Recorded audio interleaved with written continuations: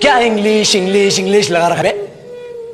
4 साल का था मैं जब मेरे पापा जबलपुर में किसी हलवाई के यहां काम करते थे। खुद तो कभी स्कूल गए नहीं, इसलिए अपनी गांड घिस घिस के मुझको स्कूल में भर्ती करवाया। अब कहने के लिए तो इंग्लिश मीडियम स्कूल था, लेकिन साले हमारे टीचर लोग खुद हिंदी में बात करते थे। हमारे स्कूल के लड़के एक दूसरे से यो व्हाट्स अप डॉग ऐसे बात नहीं करते हैं। क्या भौंक तेरा लंडा आज कर रहे हैं, ऐसे गले मिलते हैं। किसी तरह रट्टा मार मार के 10th तक पहुंचे तो पता चला कि जिंदगी में सफल होने के लिए एक ही तरीका है और वो है इंजीनियरिंग।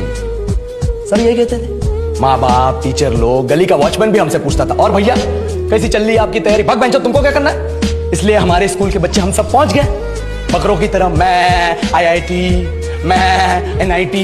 अरे जिस बच्चे ने अपने बाप को जलेबी तलते देखा है वो तो यही सोचेगा ना कि जिंदगी में पैसा ही सब कुछ है। I did not choose this engineering life, sir, and neither did this engineering life choose me.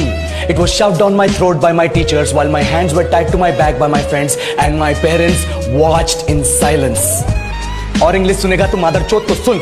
10th के बाद 2 साल लग गए इस कॉलेज में घुसने के लिए, कोचिंग में निकाल दिए। ना कुछ खेले ना कुछ सीखे, और 2 साल बाद जब यहाँ पहुंचे तो पता चला कि बड़े शहरों के कॉन्वेंट स्कूल के पढ़े बच्चे जब अंग्रेजी में बात करते हैं तो मरे हुए फूल भी खिल उठते हैं। आहा, हवा में ऑक्सीजन की मात्रा बढ़ जाती है इनकी अंग्रेजी सुन के। और पूरे कॉलेज की लड़कियां इन इंग्लिश स्पीकिंग लड़कों को अपना जीवन साथी.com मान चुकी है। तुझे क्या लगता है?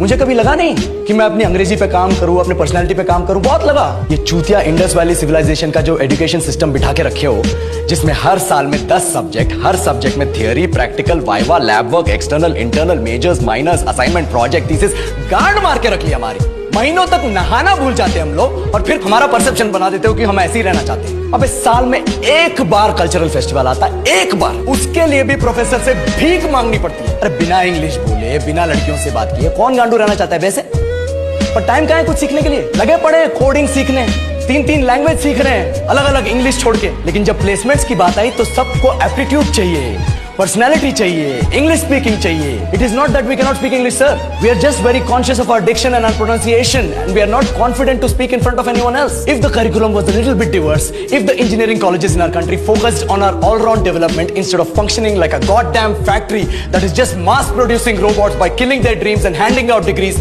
I would not be sitting here in this pointless HR interview, the likes of which exist only in our country. ये लो सर, बोल दिया मैंने 4 और लाइन अंग्रेजी में। अब बताइए, क्या मैं आपके मल्टीनेशनल कंपनी के लायक हूं?